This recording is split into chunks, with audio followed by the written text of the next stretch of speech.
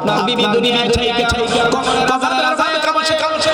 বিবি দুনিয়ায় থাইকা জাহান্নামের আগুনের আগুন কামছে আল্লাহ জানা দিছে আপনার বিবির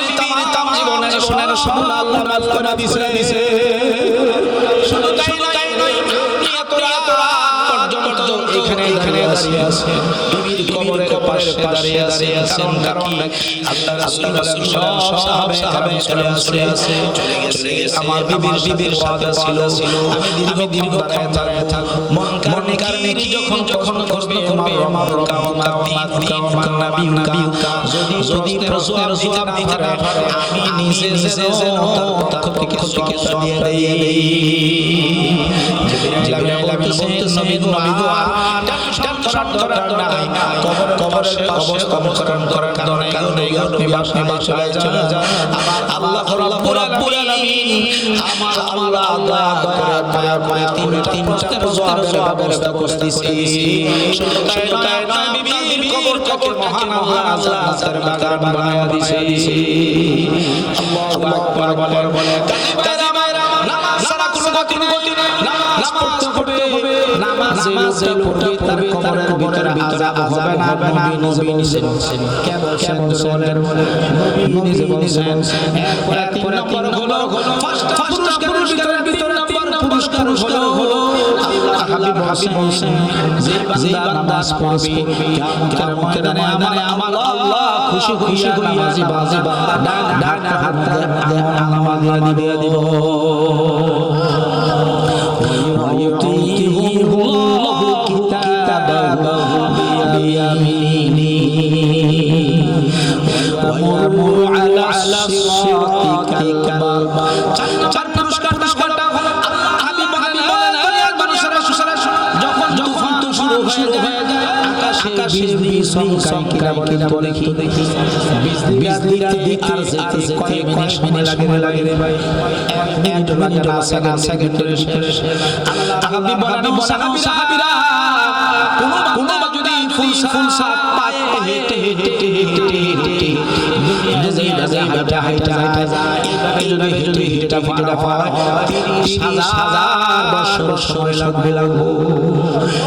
30,000 বছর সময় লাগবে হেঁটে গেলে কিন্তু কি বলতেছে কোন গুনাহগার যদি পাঁচ ওয়াক্ত পরে হেঁটে যাওয়ার দরকার নাই 30,000 বছরের রাস্তা নিজে যত লাগে আর যাইতে যত লাগে এই সময়ের ভিতরে আল্লাহ রাব্বুল আলামিন 30,000 বছরের রাস্তা পাইয়া আল্লাহ আপনাকে জান্নাতে ঢুকাইয়া দিবে ويمر على الصراط كالباب ويدخل الجنة بغير حساب الله أكبر ফার্স্ট পুরস্কারটা কিয়ামতের ময়দানে নামাজি বন্ধুরা নামাজি মাবুনারা করে শুনো কিয়ামতের ময়দানে নামাজি বান্দাদেরকে আল্লাহ ডাইকা বলবেন নামাজি বান্দারা শোনো ঠান্ডা পানি দিয়া ওযু করে ফরজটা মুছছিলাম শরীরের মধ্যে কাফরি এসে গেছে সব আমি তাকায় দেখছিলাম একমাত্র শুধুমাত্র আমারে মহব্বত আমাকে করে জাহান্নামের আগুনে একা ঠান্ডা পানি দিয়ে নামাজ পড়ার জন্য বান্দারে আমি তাকায় দেখছি পুরস্কারটা আজকে দিয়ে আল্লাহু আকবার আজকে পুরস্কার হলো তোমরা যারা নামাজ পড়ছো তোমরা যারা কষ্ট করেছো নামাজ কাজ করো আমি আল্লাহ তোমাদের কোনো হিসাব নিব বিচার করব না বিনা হিসাবে বিনা বিচারে আমি আল্লাহ তোমাদেরকে জান্নাত দিয়ে দিলাম ويدخل الجنة بغير حساب কাযিবারা হিসাব নবী বলছে হিসাব দিয়া যদি তো যেতে হয় একজন মানুষ হিসাব জান্নাতে যাওয়া সম্ভব না তার কারণ চক্ষু বন্ধ করে একটা মিনিট মোরাকাবায় বসে খবর ভালো ঘর থেকে আজ পর্যন্ত গুনাহ বেশি না সওয়াব বেশি ঠিক আছে গুনাহ বেশি আমি যে কবিতার গজল লম্বা লম্বা করি আমার ভিতরে কি গুনাহ নাই আমার ভিতরে কি গুনাহ নাই তাহলে আমার তো করার দরকার আমার তো করার দরকার হয়তো ভয় করার দরকার ঠিক না অতএব নামাজ পড়লে হাবিব বলছেন তোমাদের কিয়ামতের ময়দানে কোনো টেনশন নাই কোনো চিন্তা নাই ফিকির কোনো কিছু নাই বিনা টেনশনে বিনা ফিকিরে তোমাদের প্রশ্ন নেই কোনো জবাবদিহিতা নাই বিনা হিসাবে আল্লাহ তোমাদেরকে জান্নাত দিবেন কাজী ভাইরা একটা কথা মনে রাখেন যারা ফ্যাক্টরিতে কাজ করে অথবা দোকানদারি কইরা নামাজ পড়ে জীবন যাইতাছে আবার যারা জীবনে নামাজ না জীবনও দোনো যাইতাছে বসা নাই অতএব আমাদের হায়াতরা সীমিত আজকের যে রাতটা আজকের যে 10 জানুয়ারি 2025 আমার জীবনে আমাদের কারো জীবনে এই 10 জানুয়ারি জিন্দেগিতে পাবো না আপনি 10 জানুয়ারি কিন্তু 25 আগামী বছর যদি 10 জানুয়ারি হলে 2026 পরে আবার 10 জানুয়ারি পাইবে 2026 নাই পরে পাইবেন কত 27 তার মানে হলো আজকে যাইতাছে আমার থেকে যাইতাছে কমতাছে ঠিক না কাজী আল্লাহ রাসূল বলেন আল্লাহ নবী বলেন দুনিয়া মাজরা আখিরা দুনিয়াটা হলো আখিরাতে ফসলানোর জায়গা আপনি জান্নাতে না যাবেন সিদ্ধান্ত করবেন দুনিয়ায় ঠিক না আমল করতে হবে দুনিয়ায় মরণের পরে আমল কামাইব জোরে না আপনারা উঠে যা বয়ান শেষ হয়ে গেছে না ডিউটি শুরু হ্যাঁ এটা কোনটা কি এর বছর বার্তাছে এটা সব জোয়ার এখন বাজে 9টা 38 আমার আরেকটা বয়ান আছে 10টা থেকে 12টা পর্যন্ত বর্তলা এই জন্য আমার আগে যিনি বসছেন করার জন্য কিন্তু ওনাকে বুঝাই আমি বসছি যে ভাই জানা পরে আমার একটু আমি যাইগা বুঝেন নাই দাওয়াত আলহামদুলিল্লাহ এখন আমি আপনাদের 4-5টা মিনিট দুই একটা আমলের কথা যে আছেন শুনবেন আচ্ছা আমি প্রথমে বসা দুরূদ ইব্রাহিম পড়ছিলাম মনে আছে এরপরে 1 মিনিট জিকির করছিলাম মনে আছে ওইখান থেকে আমলের কথাটা বিস্তার এই দিক দিয়ে মাঝখান দিয়ে নামাজের বয়ান করলাম আল্লাহ রাসূল বলেন মুখ দিয়া এই জবানটা দিয়ে কোনো মানুষ যদি লা ইলাহা ইল্লাল্লাহ এতটুকুন পর্যন্ত পড়ে 400 সাথে আমল নামায় ফেরেশতা উঠে কি মনে করে আল্লাহ নবী বলেন শুধু সওয়াবই লেখা হবে না বরং তাদের ফেরেশতা গুনাহ লিখছে ওখান থেকে 400 গুনাহ আল্লাহ maaf করে দিব এবার গরিবের জিকির করেন লা ইলাহা ইল্লাল্লাহ লা ইলাহা ইল্লাল্লাহ লা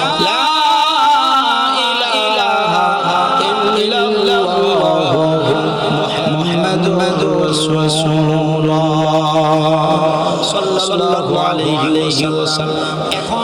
যেভাবে আমি জিকির করছি এইভাবে যদি জিকির করেন মিনিটে 50 বার পড়া যায় কতবার যদি 50 বার না করেন 40 পারবেন আস্তে করলে 40 বার যায় এবার 400 লেখেন করেন দিয়া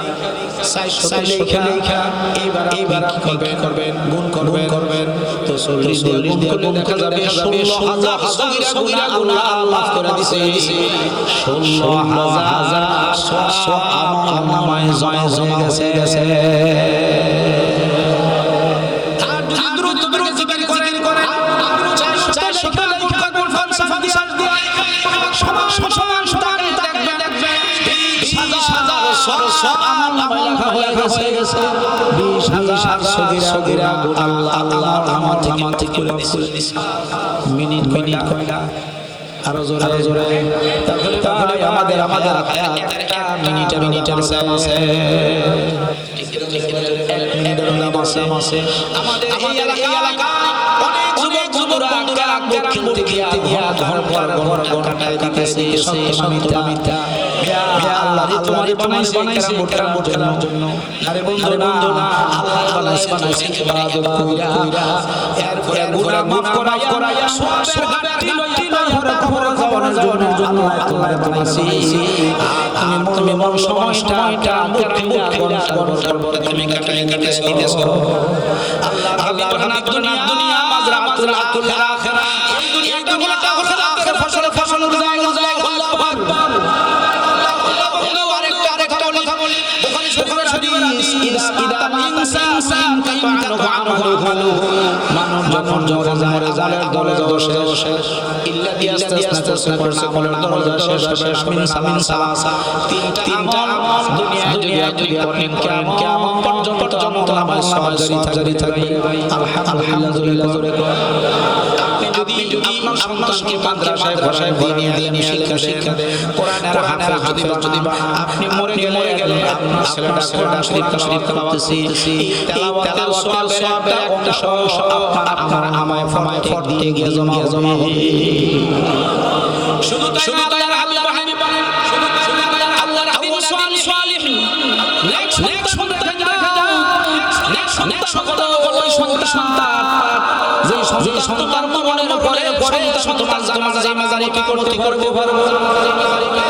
বাবার লাশটা সামনে রাখা মা লাশটা সামনে রাখা সন্তান যদি বলে দিব দেখবেন ভিতর কি কলিজা ছেড়ে যাবে কারণ সন্তান তাকবীর দিতেছি তাকবীর শেষ কিছু আমার কবরে আমার জানাজা শেষ আমার মায়ের কবরে এমন জায়গায় নিছো মাটি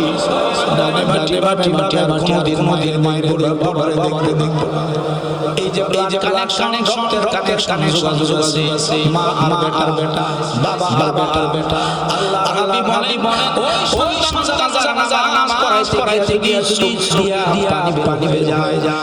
নবীজি বলেন পানিটা না বড় আশা আমার আল্লাহ ওই সন্তানের মা বাবার জীবনের সমাপ্ত করে দিবে শুধু তাই নয়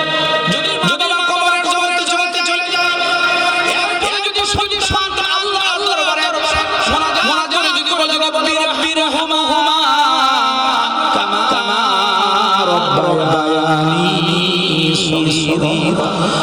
নবীজি বলেন মা বাবা সন্তানের জন্য দোয়া করে এটা যেমন কবুল হয় সন্তান যদি মা বাবার জন্য করে এই দোয়াটা ডাইরেক্ট আল্লাহর দরবারে হয়ে যায় এইজন্য নেককার রেখে যাইবেন আল্লাহ রাসূল বলেন মরণের কাজে লাগবে দুই নাম্বার হলো মিন জারিয়া দান করো এমন সদা করো যে দান ক্ষণিকের নয় তুমি দান করলে পর্যন্ত তোমার নামায় যায়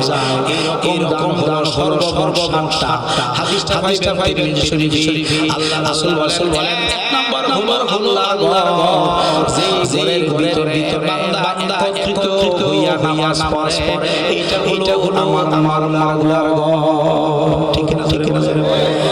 ঘরকে যদি ভালোবাসেন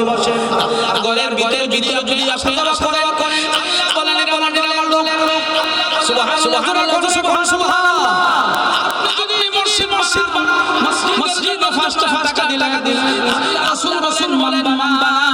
লিল্লাহি মাসজিদান আল্লাহু লাহু বাইতান ফিল জান্নাহ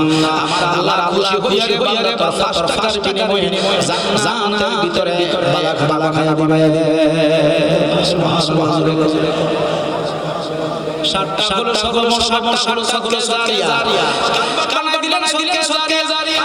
ব্রিজ বানাইলেন সদকে জারিয়া কিতাব লিখলেন সদকে জারিয়া রাস্তা বানাইলেন সদকে জারিয়া রাস্তার পাশে জমিন করলেন সদকে জারিয়া